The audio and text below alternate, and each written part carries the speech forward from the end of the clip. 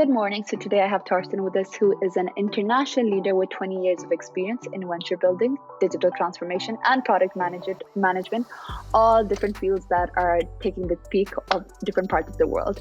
He has experience in B2B software experience and enterprise software management. Throughout his experience and his career, he has focused on building teams that are high performing and are all about efficiency. Let's welcome Torsten on 10 Minutes of Hiding Wisdom, where he will tell us about what he has learned along the way and how we can implement all his learnings in our own journey.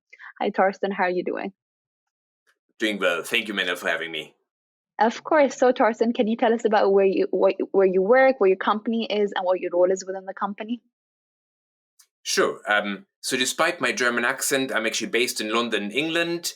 I work for a company called Solvable Venture Services. I'm actually the co-founder and managing director of that company. And I founded the company after 20 years in corporate life, where I've been obviously working globally in senior executive positions.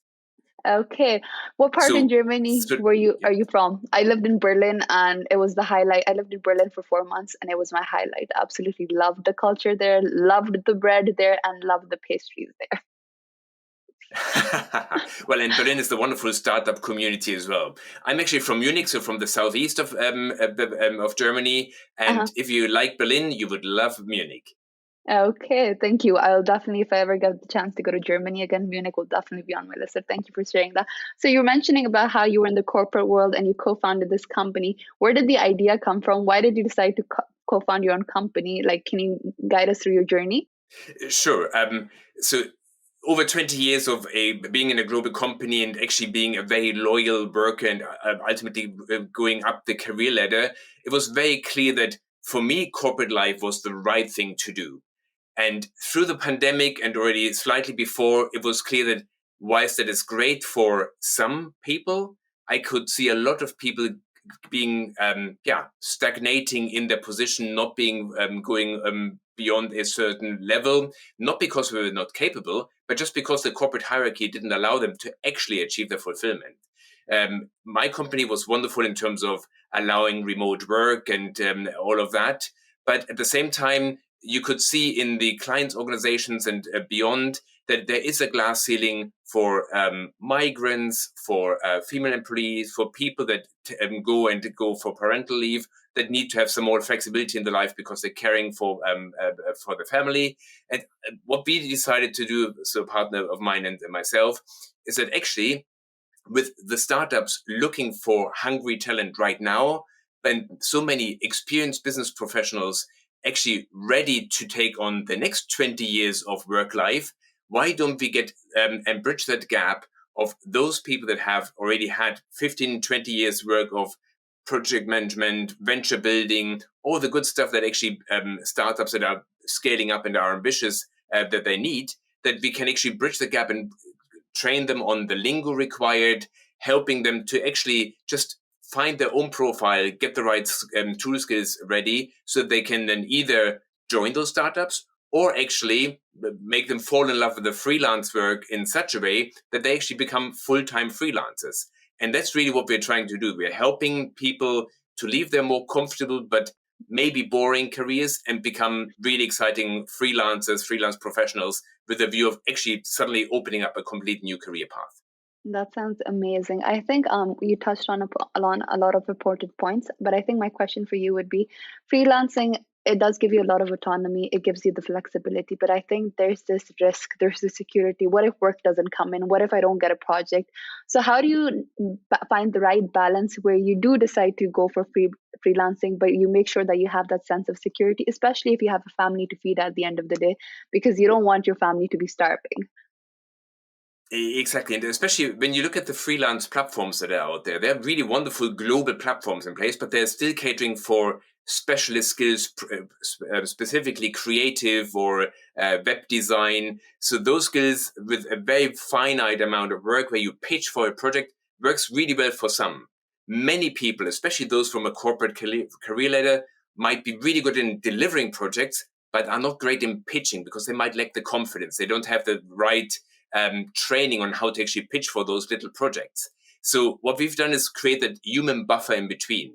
So we are pitching for major projects and then carve out the work in smaller pieces and actually then use a curated network of business professionals to actually give them the work, in addition to maybe some other freelance work they do. So the question that you had was, how can you create the confidence that actually it can nurture the family, it can really pay the bills? And the idea there is to say, have a couple of 2 or 3 expert network that you're part of, in addition to maybe some self-employed work. And that way you have a portfolio. That portfolio career gives you at least a good foundation to pay the bills. Everything on top of that, obviously, is wonderful money that you can put into savings. And if you have 2 or 3 trusted partners where you can actually be sold into certain projects rather than having to pitch all the time, you don't suffer this feast and famine cycle of normal self-employed people. Okay, thank you. That's definitely really helpful, especially because I think there's always this sense of being scared, especially when you're going into the unknown. So it's definitely great to hear from leaders like you who have gone through the process, who have the wisdom to guide people who are currently struggling. So thank you so much for sharing that, Torsten. My next question for you, Torsten, would be that is your company hiring? What kind of positions are open so that people are seeking the job market, they know where to apply, what to look for? Yeah. So yes, we are hiring actively. As I mentioned, we are an expert network. So by registering your interest, you're going to be part of our pipeline that we then vet and see which projects might fit. So we have active projects that we are recruiting for right now. We are currently focused very much on business to business companies that want to either come into Europe or expand in Europe. So if you're European based or don't have a problem with working with European languages and time zones, then you're welcome. We are currently focused very much on the business to business market. So that kind of background is important. The registration process is super easy. When you go to soleto.com, you can just join the talent pool there and you can register interest. No major application forms. All we need is your name, email address, and the LinkedIn profile. Then we take it from there, because we are not basing our recruitment on how well you can actually fill in forms, but really about what kind of work have you done and what are you willing to do in terms of commitment, day-wise, hourly-wise, per month. Okay, that sounds amazing, because I think these days jobs have these long forms that you have to fill out, have to personalize, have to choose the right keywords and then submit. And usually you don't even hear back from those recruiters. So it's definitely heartbreaking because you put in so much effort and you never hear back. So It's definitely great to see that a simplistic process like that exists, where you're going to be open to a lot of opportunities, especially to opportunities in Europe. Europe is absolutely beautiful. Traveled there, lived there for a while. So it was, I can definitely see why people would definitely opt for that. So thank you so much for sharing that, Torsten. My last question, Torsten, for you would be, what is one thing that you've learned along the way, having worked for the corporate world, start co-founding your own company, and now just helping people create a strong network of talented individuals? What is something that you've learned that would be useful for job seekers out there today?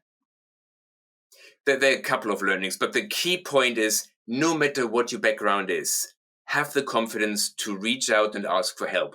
No matter whether you have a specific job in mind, a specific position in mind, or whether it's really just about how do I go about X, Y, Z.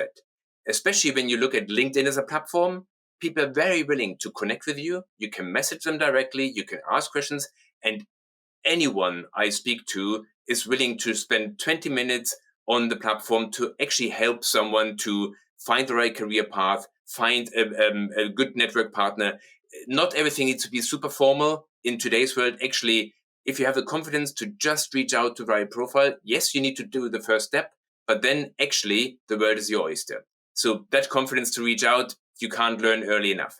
Okay, thank you so much, Torsten. Our time is up. It was an absolute pleasure learning from you about your experience and how far you've come along the way from working for a company and start to co-founding your own company. It's definitely very inspiring.